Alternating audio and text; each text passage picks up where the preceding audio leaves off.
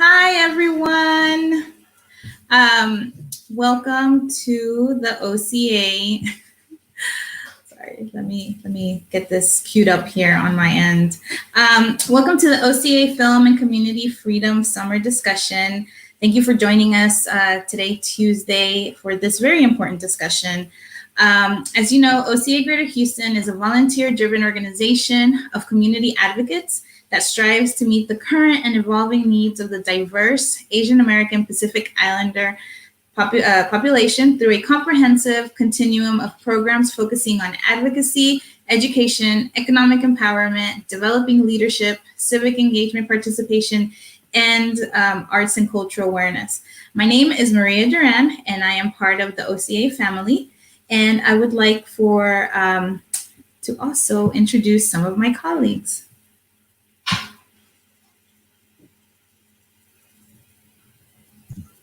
Hello, everyone. My name is Trisha Morales. I'm also part of the OCA family. Specifically, I'm part of the Arts and Storytelling Committee, and I also organize for the Filipino American community here in Houston. Hi, everyone. My name is Ria. I'm also a part of OCA, also a part of the Arts and Storytelling Committee. And I also organize for the Filipino American community here in Houston. I mean, you may or may not have seen Trish and I also on our live restaurant, Asian Restaurant Week drop-ins to highlight our Starry Night and or Big Bow vendors. But this is a different kind of conversation. So let's go ahead and jump into it. So thank you, Maria, for the introduction. And we're going to go ahead and kind of get started on like Freedom Summer. So we're going to go over everything. So Freedom Summer is one of the films that we're going to be discussing today. And, what we're doing is reviewing like important dates and information on voting, discussing like numerous reasons why we should vote. And then just reminding all of you, like historically our communities did not have that kind of privilege. And then, and what we can do to collaborate on how we can empower communities to vote. So again, we're going to be centering this discussion around the film called Freedom Summer. And so you can actually access that through Canopy and free through Canopy. And all you need is your library card. And we'll also be guiding the discussion through PBS. If you can, there you go. The discussion we're having will be guided by those short clips as well. So let's go ahead and get started. So I'm going to hand it off to Trish.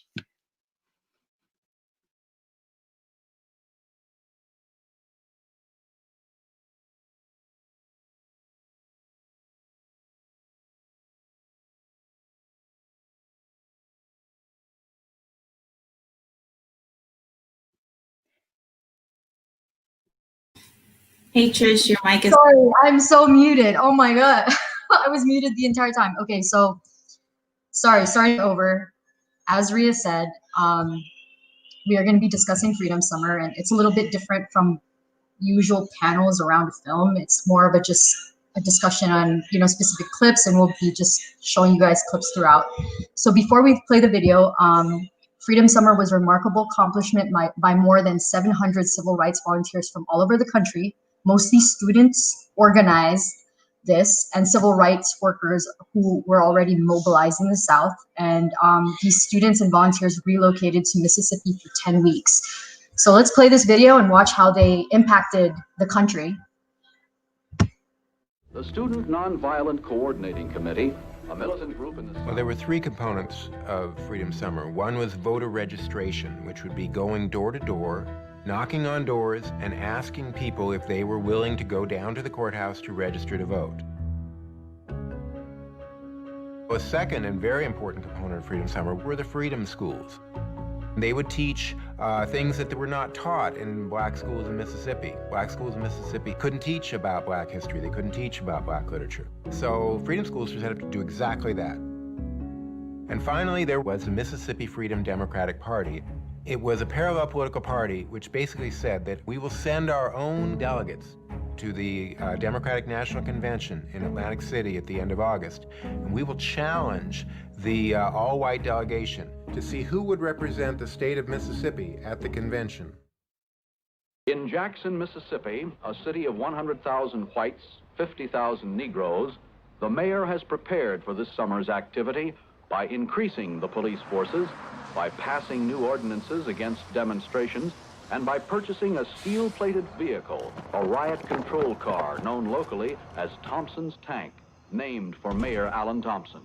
We are prepared to take care of any law violations, to keep down violence. In addition to Thompson's Tank, armor-plated and equipped with 9 machine gun positions, the arsenal includes cage trucks for transporting masses of arrested violators, searchlight trucks, each of which can light 3 city blocks in case of night riots. The Mississippi on the eve of Freedom Summer was on a hair trigger.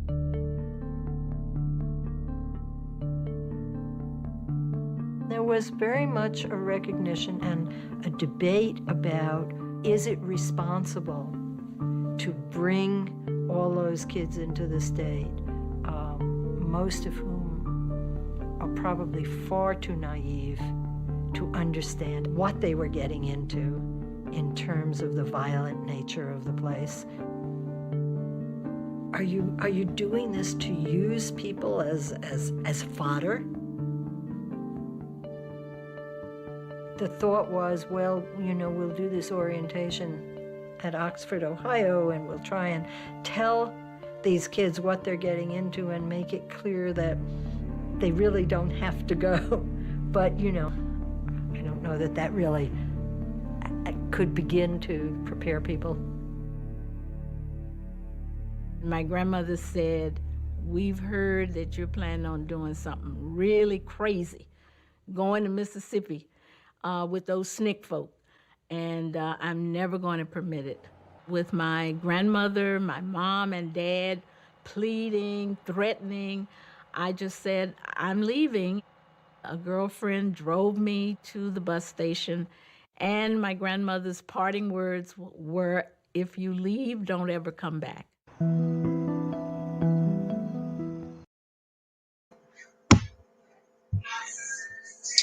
All right, so just to quickly reiterate, in addition to voter registration, Freedom Summer had 2 important goals. One was the establishment of freedom schools to increase literacy, and the other was the creation of the MFDP, which was the Mississippi Freedom Democratic Party.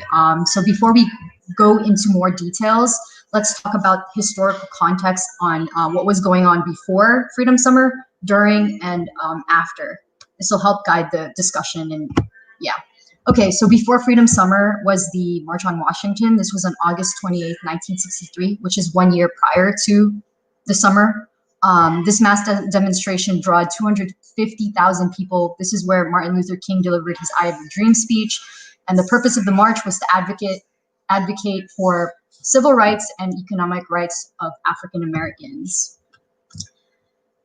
During Freedom Summer, the Civil Rights Act of 1964 was signed by President Lyndon Johnson, which outlaws major forms of discrimination, such as segregated facilities or voting laws, but provided weak enforcement powers across the US, which was an issue.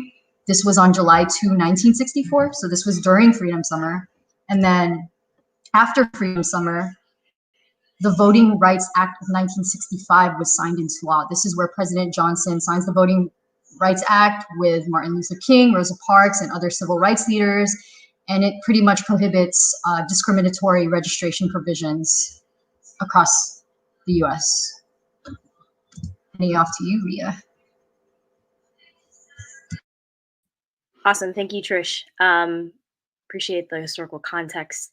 Again, we want to be rooted in like what time frame this is, and as Trish said, like one of the main things, like what was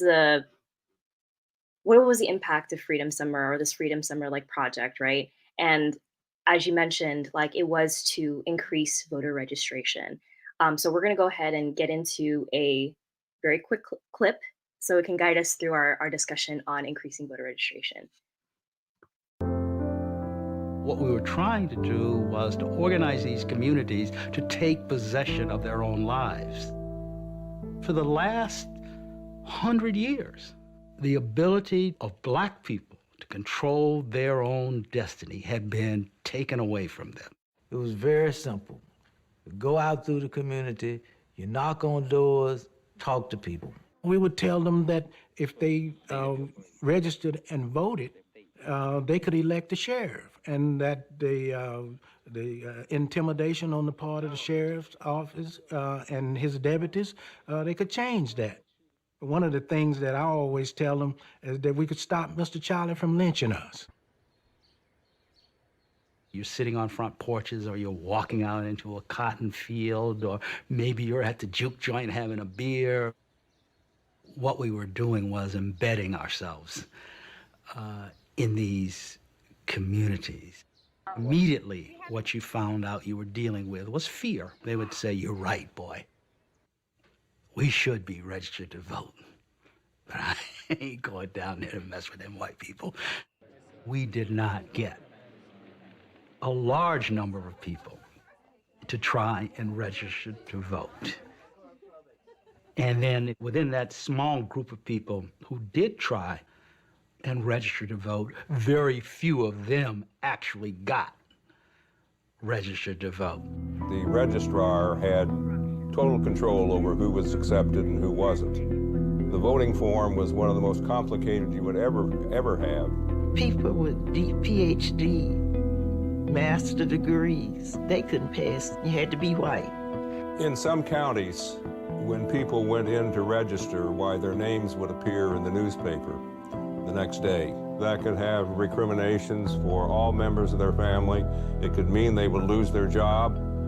There were real consequences to taking this risk. It wasn't simply that you would go down and get turned away.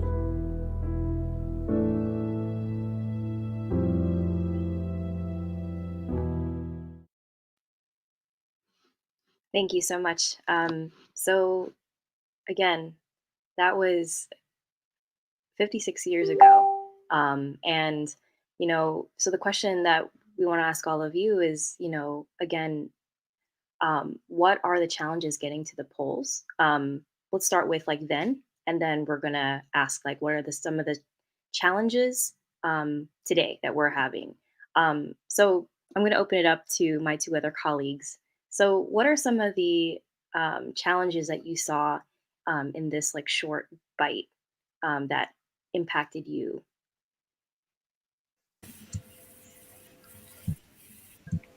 Okay, I'll go first.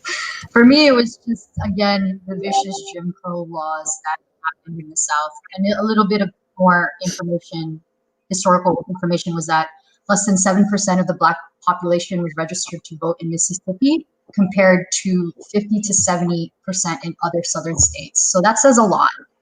That's a huge difference, huge percentage difference, which is, again, and I feel like in that, in the clip, any change to the status quo was met with intimidation, threats, other retaliations by the KKK, the White Citizens Council, and even the police, which, never mind. Yeah, that's all I'm going to say. Yeah, I mean, just addressing the short clip and the one that you showed earlier just about Freedom Summer was the fact that, yeah, they were met with, there were fear tactics involved to prevent them from going into the polls. But on top of the fear tactics, having your name in the newspaper, again, affecting the safety of your family, to what was it, the Thompson tank, also at the eve of the whole Freedom Summer project, to again, once the organizers encouraged the community to vote, they were met with the challenge of, I guess, not political literacy per se, but they just wouldn't, whenever they would go in, not all of them could get registered, right? So I think that it just gets me not riled up, but it's the fact that if you think about, so think about now, like what are some challenges that still exist that prevent our community from going in? Like Maria, do you want to weigh in too?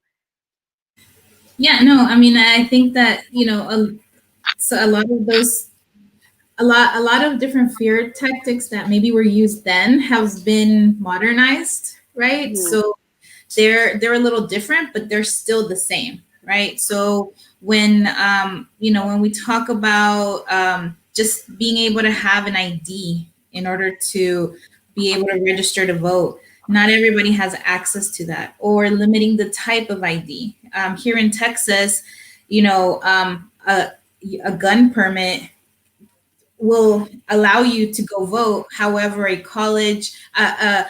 government issued college or university ID won't. And so that shows you that, how like somebody tell me how that's different. And then also, as far as there's still fear tactics as well in some areas. I mean, I can say that, and again, it's just kind of looking at it in a different way, right?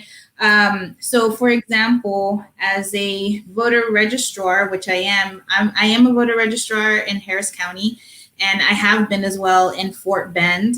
But it's really interesting how in Harris County, you can pretty much get as many voter registration cards and go out and do your thing. However, in Fort Bend, you're only allowed a certain amount. Every single one of those registration cards has a number, which they're like, well, you have to bring them all back. I mean, it's this process where you're kind of like, but if in the county next door, it's easier to do this. But in this county, you're giving me all this red tape and this runaround, why? So those are some of the challenges where, like I said, in a way they're modernized. They're wrapped up in a different way, but it's still a challenge to be able to register to vote. Thank you, Maria. So what are some resources we can, give out to our community that's listening right now so that we can show up? Yeah, so I think that something that's really important is information. So, here in Texas, and again, we're OCA Greater Houston, so we're here in Texas, and it's very different in other places. I can tell you that in California, I believe California and Washington, you can walk up the day that you're voting or an election day, and you can just register to vote then and there and vote, right? All within 5 minutes.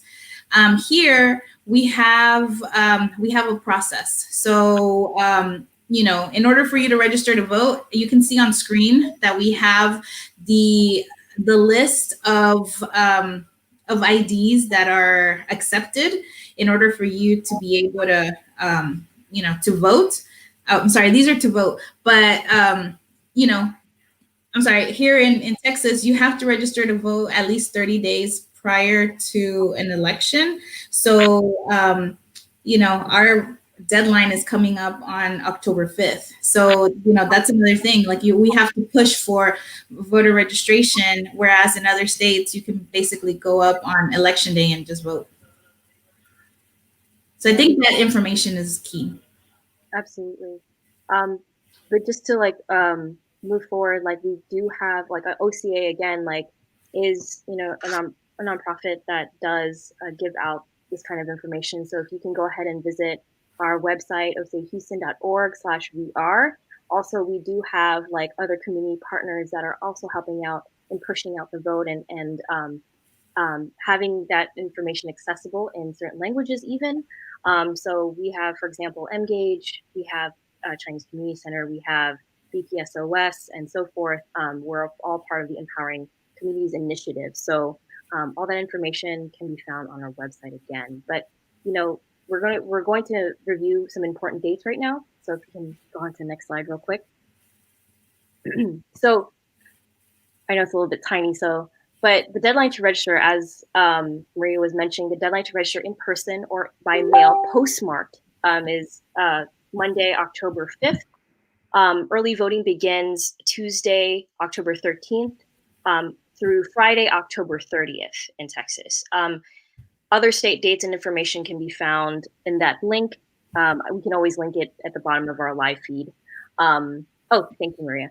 And the deadline to request and/or apply for a mail-in ballot and is received is by Friday, October 23rd. But it's strongly encouraged to do it as soon as possible. Election day, as you guys already know, is Tuesday, November 3rd. Again, mail-in ballots must be postmarked or dropped off in person by November 3rd at 7 p.m. Deadline to fill out the census also. So if you want to get counted, it's important to get counted. It happens every 10 years.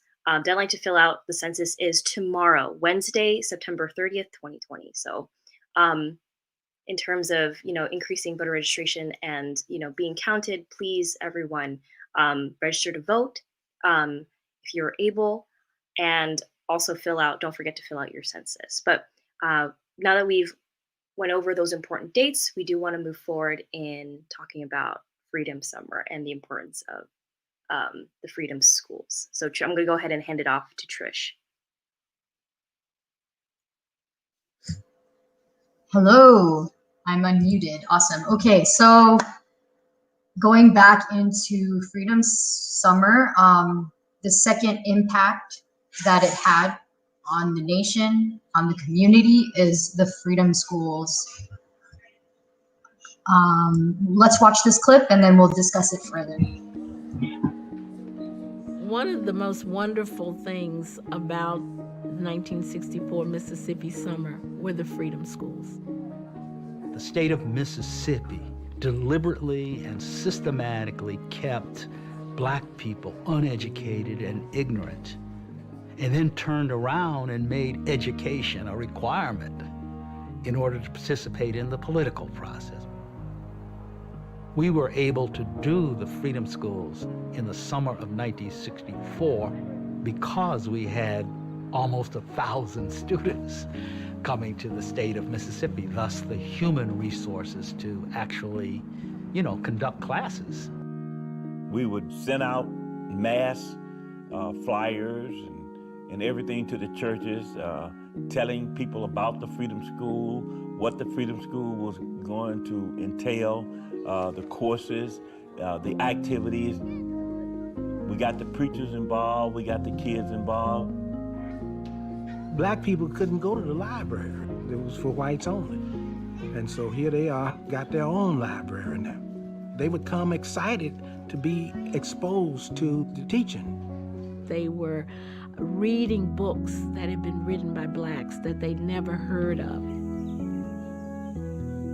We set them up for the little children to come, and every day we'd have classrooms of adults, people 50, 60, 70 years of age. The adults came to the Freedom School to learn, just like the little children. Being in Freedom School planted a seed in my mind that things are going to change, things are going to be different. And Freedom Summer helped to give us that courage, it helped to give us that hope, it helped to give us the reason to believe that it was going to be different.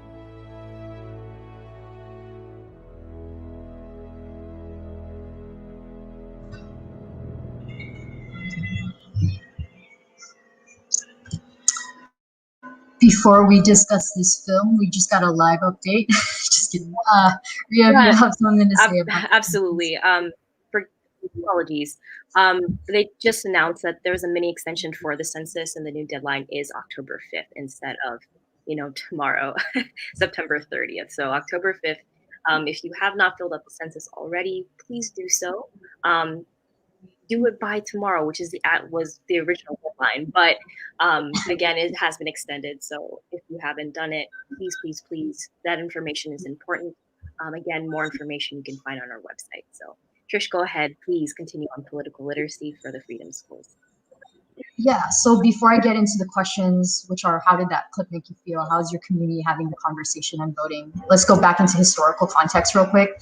Remember that Brown versus Education was just in the 1950s, and Freedom Summer was 1964. So as late as the 1960s, most African American, Latino, Native American students were educated in wholly segregated schools, funded at rates many times lower than those serving whites, and were excluded from many higher education institutions entirely. So just the context of that time, what was going on. And yeah, so Maria, how did that clip make you feel?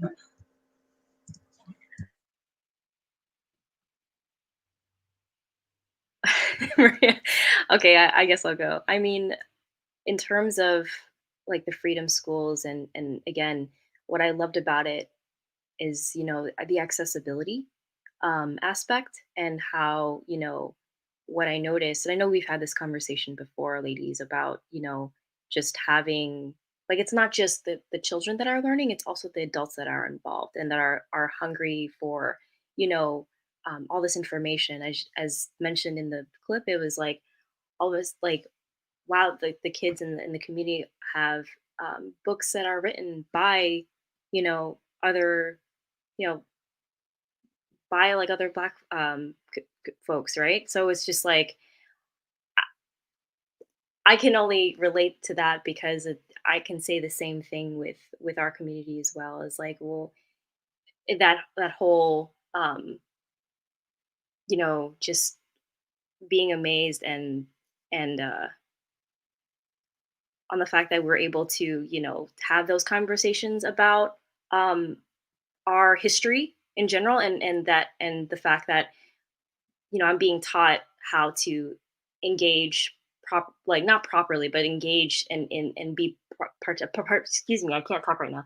A participant in this process. Anywho, thank you for your patience. Yeah, I mean, I think that, it definitely, it just shows the importance of education and the importance of like ensuring that, we continue to do this work. I mean, I think that the great thing about it is seeing that, right? The multi-generational learning and sharing.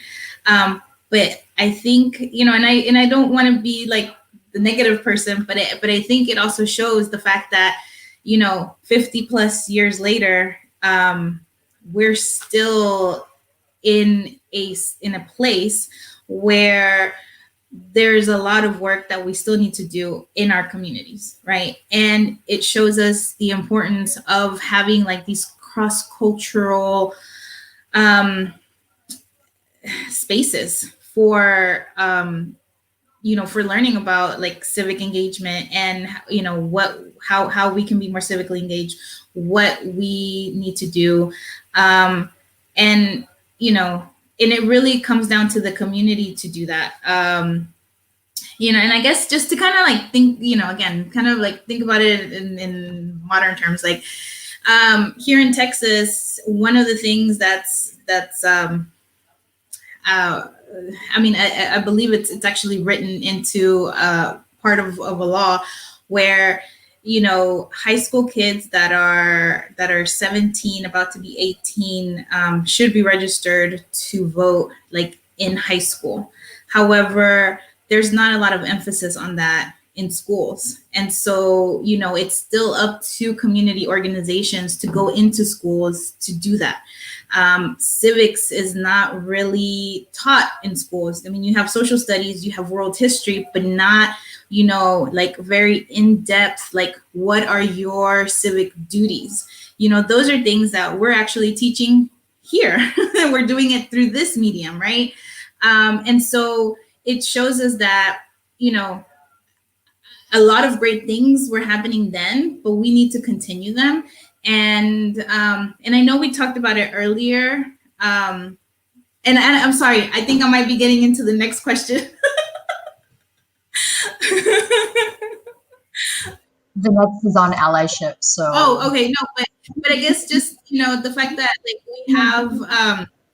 we have this opportunity right now, like with the pandemic and like technology, to be able to use this space to emphasize, what our civic duties are. And I mean, going out and voting is one of them. Filling out the census is another one.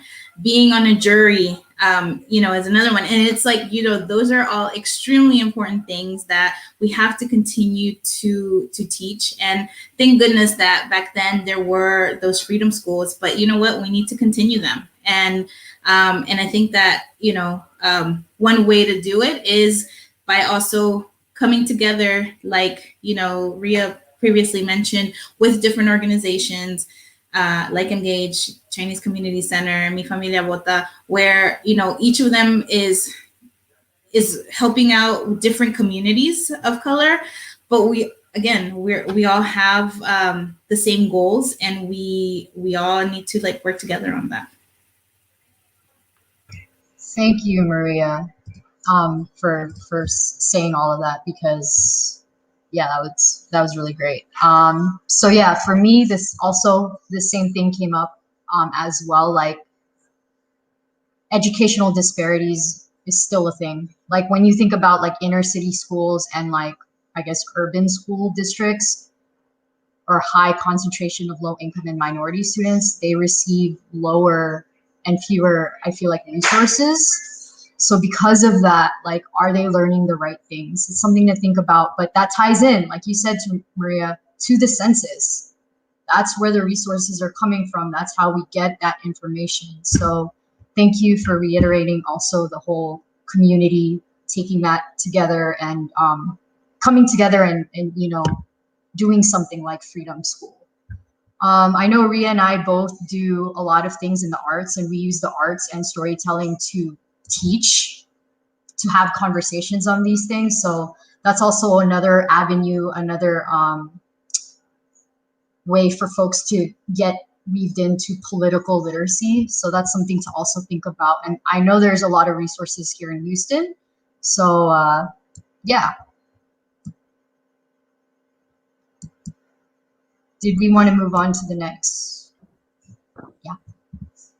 Ria, did you have anything else to add, or? Oh, actually, like in terms of, political literacy, like I know OCA recently did, I guess it was part of the YES program, the youth program that we have. We recently did a workshop surrounding like voting in general, and we incorporated a mini session on like with writer's block, and we had the students, move through the Constitution and again apply apply a lot of the writing concepts into the importance of voting. So those are like, again, like Trish mentioned, like the many ways how creative writing and or arts and just storytelling in general can help educate like our youth and our community. So moving forward to like allyship. Oh, is there anything else? Okay, so the third component, like in terms of like the Freedom Schools, is like allyship is super important when it comes to like mobilizing, right? So let's go ahead and just take a look at this clip, and then we can move forward and discuss. The need for the volunteers and the presence for the volunteers represented our inability after 3 years to make significant inroads into changing Mississippi. So we had to reach out to this larger group, which was predominantly white. And many of us were still not entirely comfortable with it. The tension between the volunteers and the SNCC staff, who was almost entirely black, became evident right away. They were like, we're going to take these greenhorns back to Mississippi and be the tip of the spear of the civil rights movement. And these people would like to get us killed because they don't know what they're about to do. And they're saying, these people look like they're just about beyond hope. And of course, these white students had never been in a situation like this. You're going into a situation where you will have to follow the directions of Black people. You will be living in Black homes. You will have to live according to the way they live. Your life will depend upon you following directions. In order to orientate the Freedom Summer workers, we showed them this movie. It featured Theron Lind, who is the registrar in Hattiesburg, Mississippi. Theron Lynn is your stereotypical racist bad guy. And the summer volunteers see him and start to laugh. People coming up from Mississippi were tired, exhausted, suspicious of the summer project. So the reaction to that laughter was hostile. You're not taking Mississippi seriously. You think this is something funny, something to be laughed at. No, what you're looking at is cost people their lives. And when the lights came up, the young SNCC leaders said, we have to know you, we have to love you, but we don't understand you. They really were furious.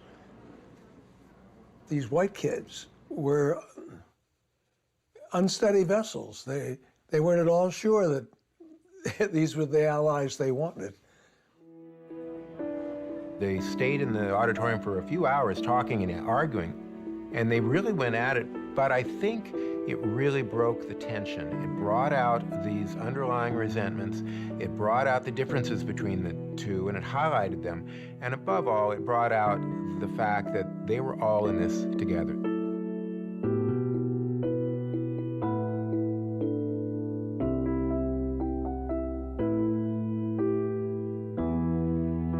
From then on, a lot of the tension was broken, and they realized that they were really one in this, and that they were going to go down and do this together.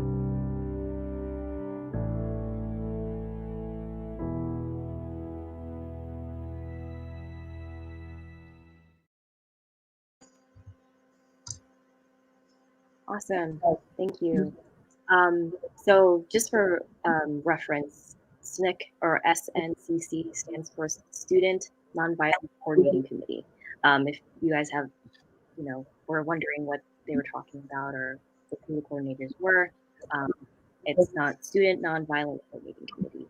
So I was deeply impacted by that clip, especially, again, they said after 3 years, they had to reach out to a larger group. And I think that,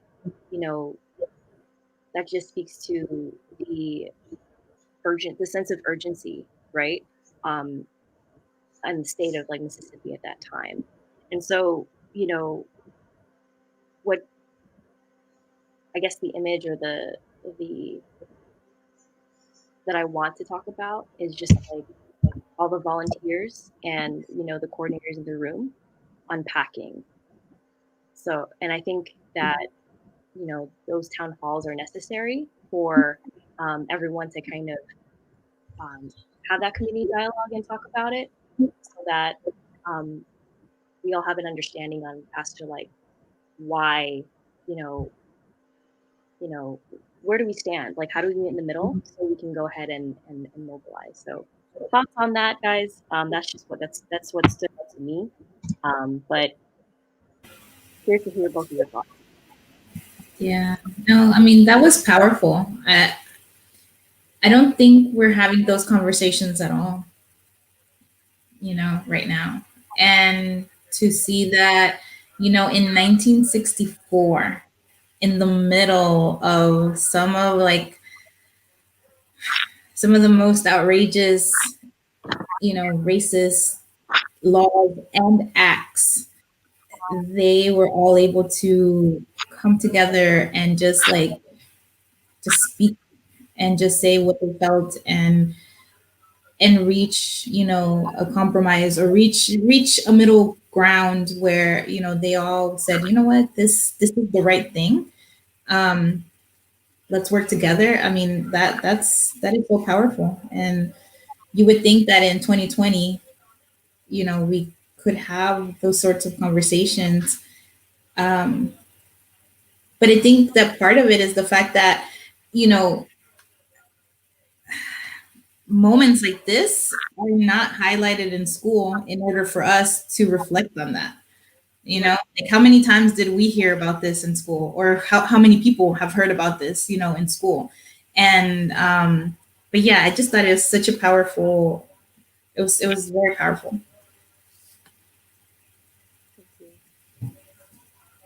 Did you have anything to say specifically? Yeah, I would agree. It was super powerful having folks in a room and really discuss the truth.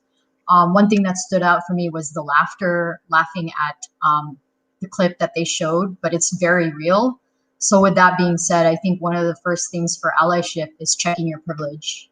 Like recognize your privilege and then asking, how have you, I guess, benefited from your own racial identity is a great question always to even be an ally. Another thing is to educate yourself. I think one of the things that I've learned is to be an ally is to educate yourself on your own privilege. You could recognize it, but if you don't understand it and you're not educating yourself on it and learning history, then I feel like you're not really, being intentional with it. But there's a lot of ways to, be an ally. Another thing was, having those difficult conversations. Even I know in the clip it was like with strangers, which is even that's again crazy, and it's a whole room.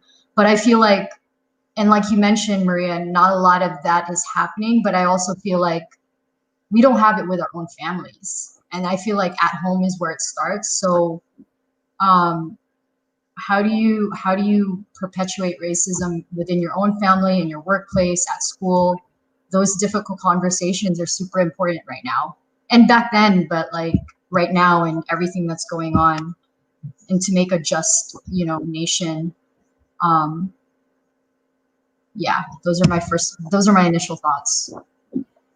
No, I really appreciate, Trish, that you highlighted like privilege in general. And, I know that, during this time, like there are so many things that uh, we are called to kind of address as we kind of look inward.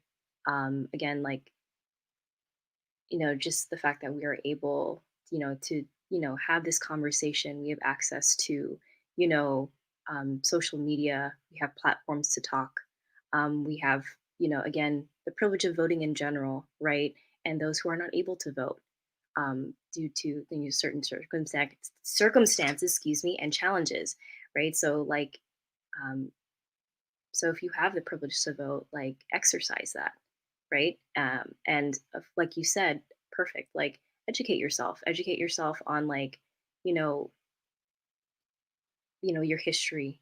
What are the issues today? And make your decision based on that.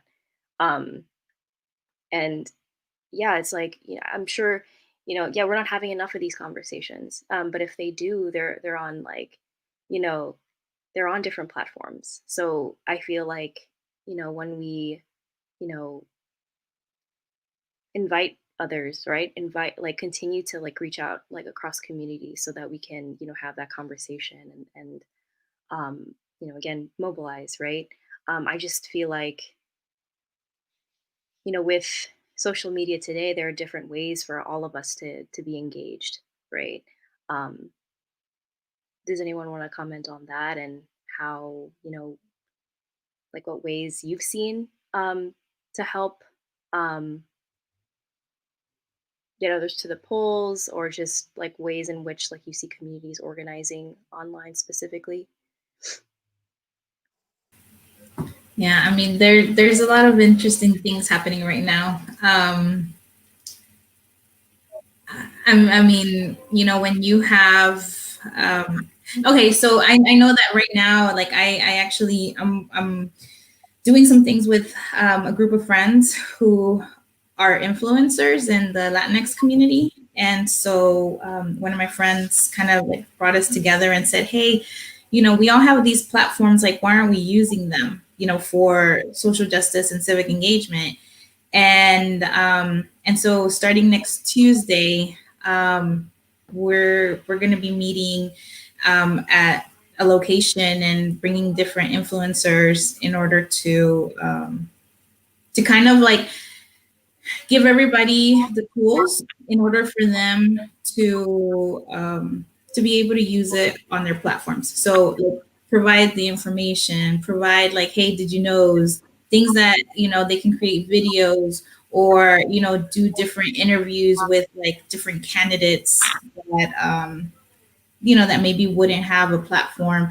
And so I thought that was something extremely cool that my friend came up with, um, and because of working with OCA and stuff, then the conversation kind of like popped up with another one of our colleagues, Colleen.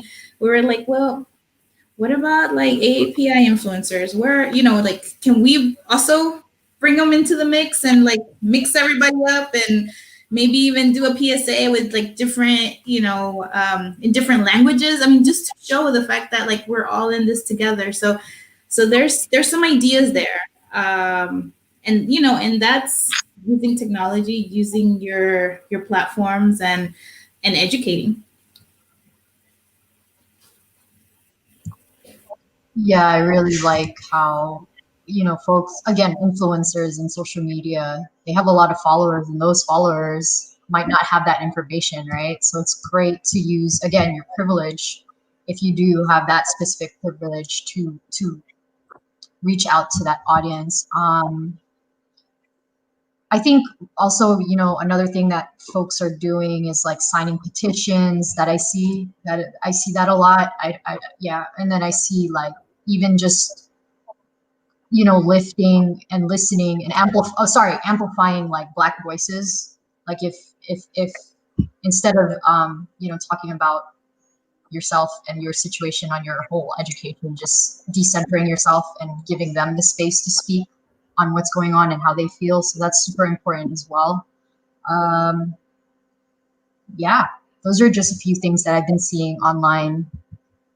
Absolutely. Like, this, your Insta story like takeovers and like account takeovers that you give consent, right, and space for.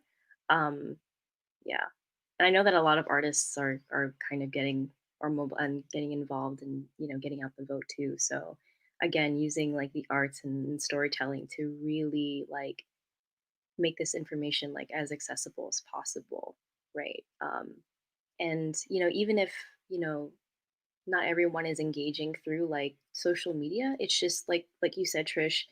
Again, it starts with the family. Like you know even if you don't agree on certain topics, like it's always good to like, okay, let's do this together, or let's kind of like just do it together in general, right? I know, again, it may be a little more difficult and challenging, but at least like you're doing it as a family together, right? So um that's what I want to say on that. Does anyone else have anything to say on like what allyship looks like? Anything more on the film, the clips? Yeah.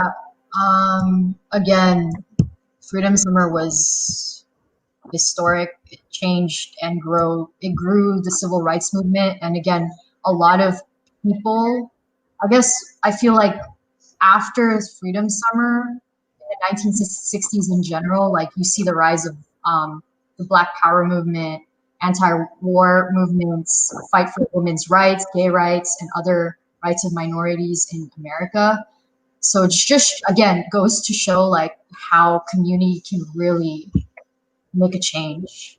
Oh, yeah, of course. Like, and as you mentioned in the historical context, like um, after Freedom Summer, I know that the Voting Rights Act was also passed too, right? So that particular, moment and or the project did have an impact in the decisions in terms of policy and law, right? So it's just you can make a difference, right? And it just takes a collaboration and allyship and just that time, to respect each other's like life experiences and meet halfway for like uh, a cause, right? So, um, anything else before we kind of want to move forward with like the important dates and more information. So, if Yeah. there's anything else, or if there's anything Just- anyone commenting. No, this is the perfect time to build coalitions and get out there into our communities and really activate all members of our communities. Absolutely. And I know I mentioned earlier, you can access Freedom Summer through Canopy. I believe Maria has the link, or we can post it below on our page. It's free if you enter your library card. You also have access to other documentaries and indie films as well. I know that personally, Call Her Ganda that's a very impactful documentary and film in our Filipino community, and I know that that is also on there. So if you want to explore Canopy, please do so. And again, we will also provide the links to the PBS short clips from Freedom Summer as well to guide you if you want to learn more about the Freedom Summer and the Freedom Summer Project. So.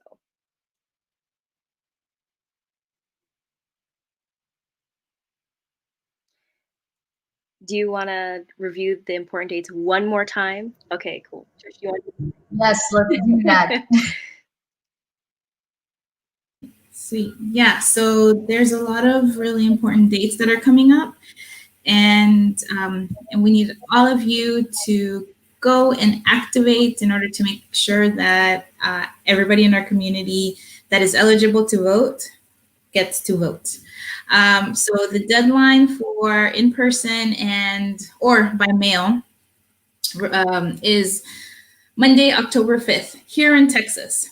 But you can get a lot more information about all the different states if you go to vote.gov. So, so October 5th here in Texas, but vote.gov to get information on all the other states. And if you scroll through the comments, we also posted information about some of the surrounding counties, such as Harris, Brazoria, Galveston, Montgomery, and Brazos. So that way you can just click on the link that corresponds to your county and get information. Then October 13th, make a plan, and vote early. I mean, that is one of the, when you go vote early, I mean, it's just so easy breezy. So early voting is October 13th through October 30th. They actually gave us another week, which is great, right? And I think like one of the really cool things about it is that we even have some, hold on, there we go. Drive-through locations, y'all.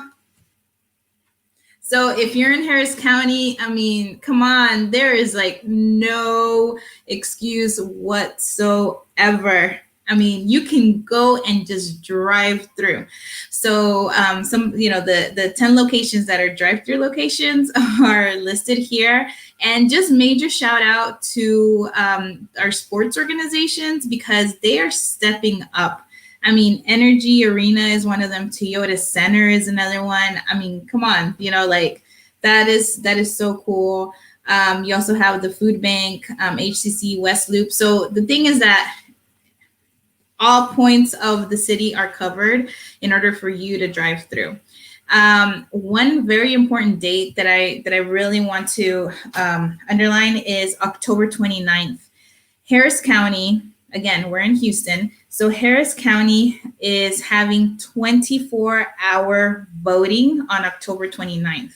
So, for those of you that have kind of off working schedules, you might work at night or you might work all through the day and you only have availability at night. I know that it can get a little tough, but this is an extremely important election for all of us. So right after your shift at midnight on October 29th, you can just go on to 7 locations and you have the ability to vote. So I will be posting in the chat the early voting location. So then that way you can look up the specific locations where you can vote on October 29th for 24-hour voting.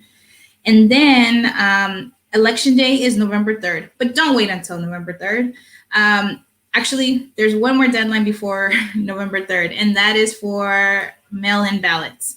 So mail-in ballots are really important for our community. They must be received in hand, right? In their hands for the county registrar on Friday, October 23rd.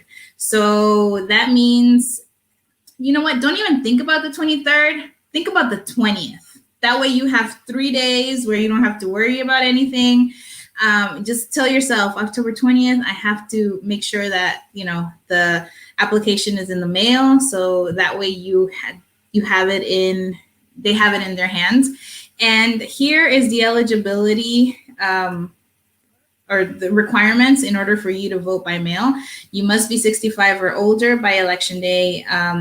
You know, you must be out of Harris County during the early voting period and election day. If you're confined in jail, but otherwise eligible to vote, and also if you have a disability, which includes pregnancy and sickness.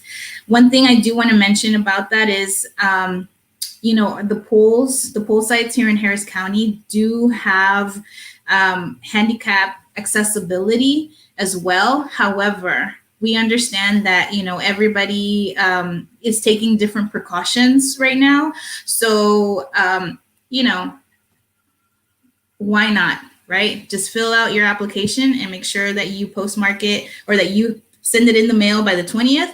So you don't even have to worry about the deadline on the 23rd. And then, like I said, election day is Tuesday, November 3rd. Everything must be postmarked or dropped off in person by that day at 7 p.m. So again, in order for you to not worry about it, just send it beforehand. And if you can do it weeks in advance, even better. So just make sure that you're really keeping in mind all of these different dates. So that way you don't miss your opportunity to exercise maybe the most important civic duty that you have. And the last thing, and we just made this graphic, the new deadline for the census is October 5th. Things are changing pretty much by the minute when it comes to census because of some court proceedings that are happening. So in order to avoid all of that, you know what? Right now, go to my2020census.gov and just take care of it. It takes less than 10 minutes for you to fill out the form. And the most important thing about census is that, or think about it this way, and this is something that like we've been stressing for the last couple of weeks. It takes less than 10 minutes for you to fill it out, but the impact is 10 years or more. So, you know, that little survey that you're doing will determine so many things. It will determine, you know, everything as far as like budget allocations for your community, representation, because next year we're going to have redistricting and so much more. So just make sure that you're getting all of that done because it's important for all of us.